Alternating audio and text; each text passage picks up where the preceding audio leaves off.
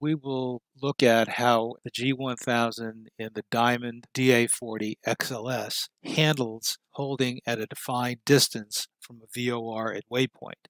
We are limiting this to the Diamond Star DA40 because G1000 navigators are different in every make and model, and not only are they different when they start out, but they are in different software upgrade paths. Although they are all G1000, they have different functions and they have different capabilities. The scenario we are using is a simple flight from Raleigh Executive in Sanford, North Carolina, Tango Tango Alpha, to Greensboro, Golf Sierra Oscar. The routing is direct Liberty VOR, direct Greensboro Airport. As we proceed toward Liberty, we get the following instruction from Air Traffic Control. Hold 15 miles southeast of the Liberty VOR on present course. Maintain 3000. Expect further clearance at 1730 Zulu. A simple hold with a direct entry. Our only issue is, how do we create the holding fix 15 miles southeast of the VOR? This is what we will explore.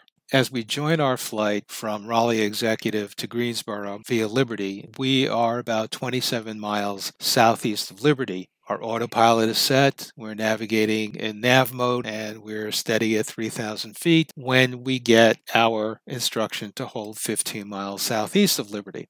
Now, one thing we'll see here is that we do have an option, both via SoftKey and via the menu, to create an off-track distance waypoint.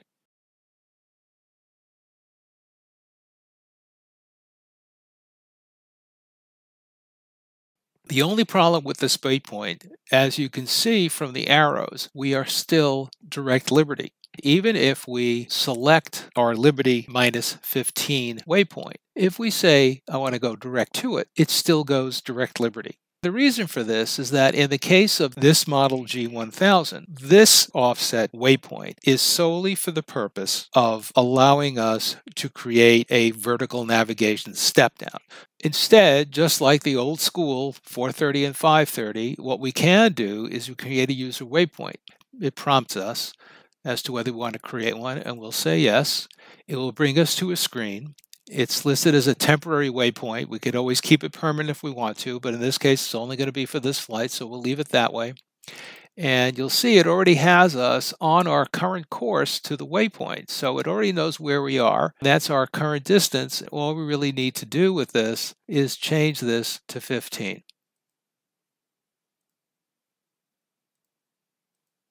It loads it in the appropriate place, and we now have a user waypoint.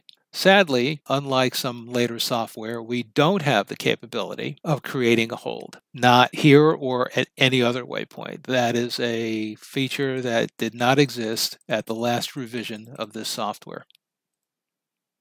So we need to fly this old school.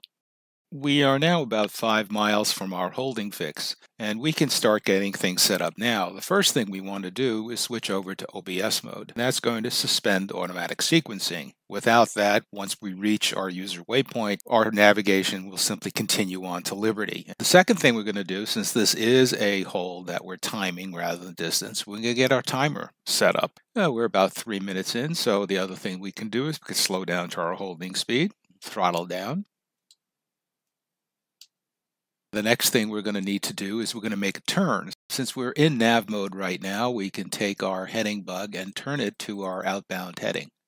Now, the one thing about turning to the outbound heading is that we're not going to go all the way to the 180. And the reason for that is if we manage to go past the 180, then the system may very well make a left turn rather than a right turn. So we want to make sure we are on the right, not meaning correct, but the right-hand side to get going.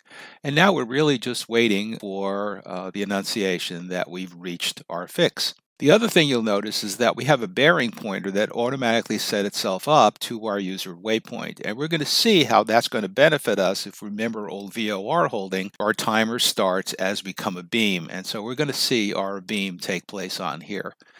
We're now about 1.5 miles from the holding fix, and we'll go outbound in heading mode, and we'll go inbound in nav mode.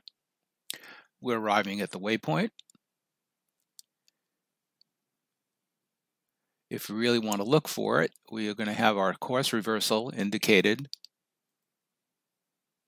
We switch to heading mode, and we start our turn outbound. And we'll start our timer.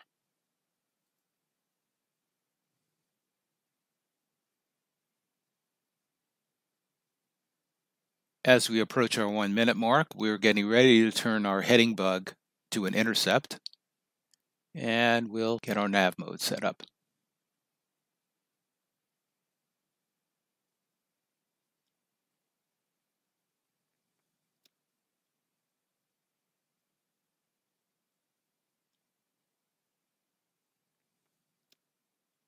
Stop the timer, reset the timer.